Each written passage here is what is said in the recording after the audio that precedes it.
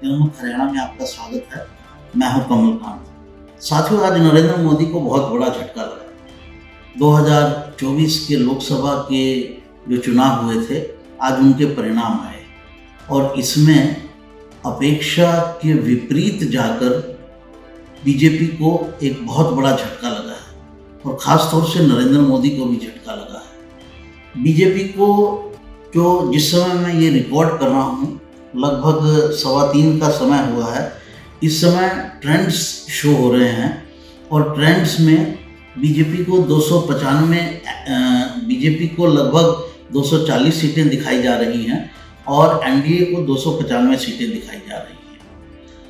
परिणाम आते आते तो शाम हो जाएगी, देर शाम हो सकती है, रात हो सकती है, सभी काउंटिंग होने में और सभी चीज़ों के जो इलेक्शन कमीशन द्वारा जो डिक्लेयर किया जाता है चुनाव परिणाम, उसमें बहुत देर रात हो सकती है। तो मैं अभी के अनुसार जो है ये वीडियो बना रहा हूँ।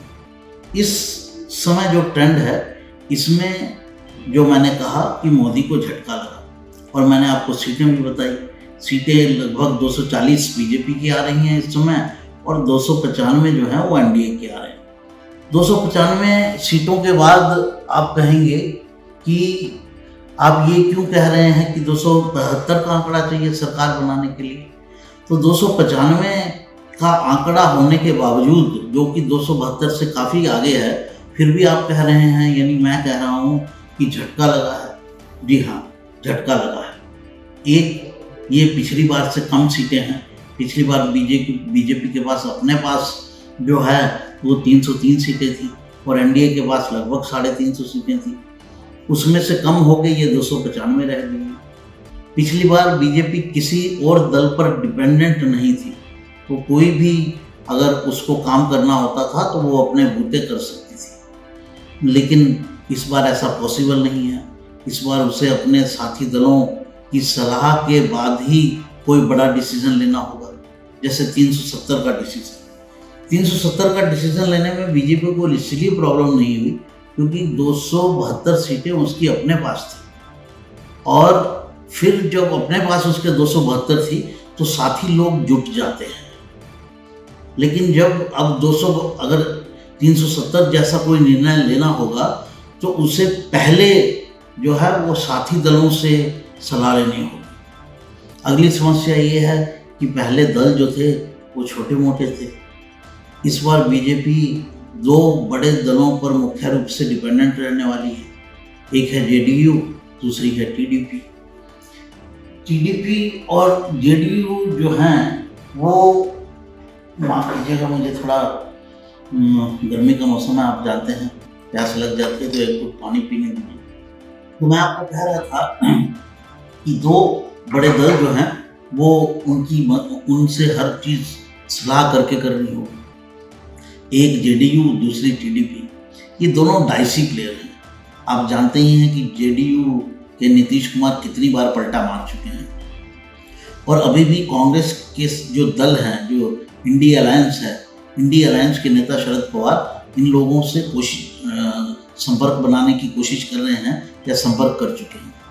एनडीए की तरफ से भी इनसे संपर्क किया जा चुका है। ये चुनाव से पहले के अलायंस हैं तो कायदे से इनको इसी अलायंस में ही रहना चाहिए क्योंकि इसी अलायंस के माध्यम से ही ये चुनाव लड़े हैं। लेकिन ऐसी कोई कानूनी बाध्यता नहीं है। कानूनी बाध्यता न होने के कारण ये जब चाहें छोड़ सकते हैं एनडीए को और इंडी गठबंधन की तरफ जा सकते हैं। तो ये देखना होगा, सबसे बड़ा पॉइंट तो यही देखना होगा। टीडीपी भी बीजेपी के साथ पुराना प्लेयर रही है। टीडीपी ने हर थर्ड फ्रंट में भी अपनी भूमिका निभाई है और बीजेपी के साथ भी वो अलायंस में रही है। लेकिन टीडीपी के जो नेता हैं चंद्रबाबू नायडू, इस बार उनकी तरफ से काफ़ी कोशिश की गई अलायंस बनाने की और इसका लाभ उनको काफ़ी हुआ। अपने प्रदेश आंध्र प्रदेश में वो जीते भी हैं, असेंबली में भी जीत गए हैं, तो वहाँ के मुख्यमंत्री होंगे वो और केंद्र में भी जो है उनको उनका रोल रहेगा, उनकी भूमिका रहेगा क्योंकि उनकी 15-16 के करीब सीटें आ रही हैं।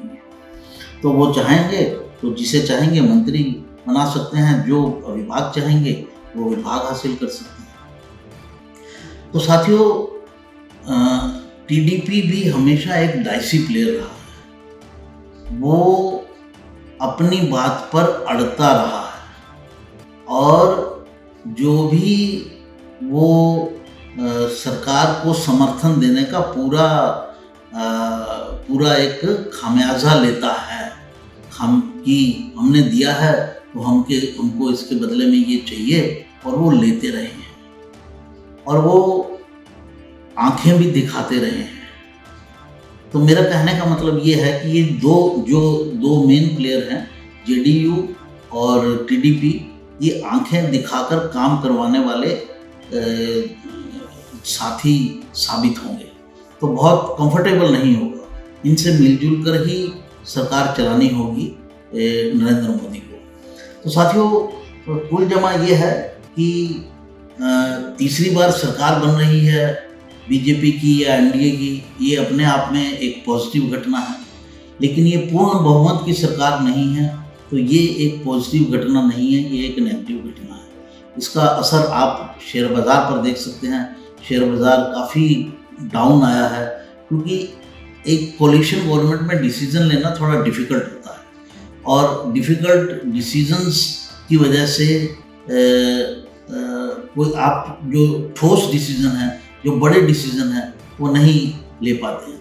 फिर आपके साथी दल होते हैं, उनमें ये उनके ऊपर डिपेंडेंट होता है कि वो करप्शन में कितना हिस्सा लेते हैं और कितना हिस्सा नहीं लेते हैं। हरियाणा की हर राजनीतिक खबर के विश्लेषण के लिए हमारे चैनल जनमत हरियाणा को लाइक, शेयर और सब्सक्राइब करना ना भूलें। साथ ही बेल आइकन को भी प्रेस कर लें ताकि हर वीडियो की अपडेट आप तक पहुंचती रहे।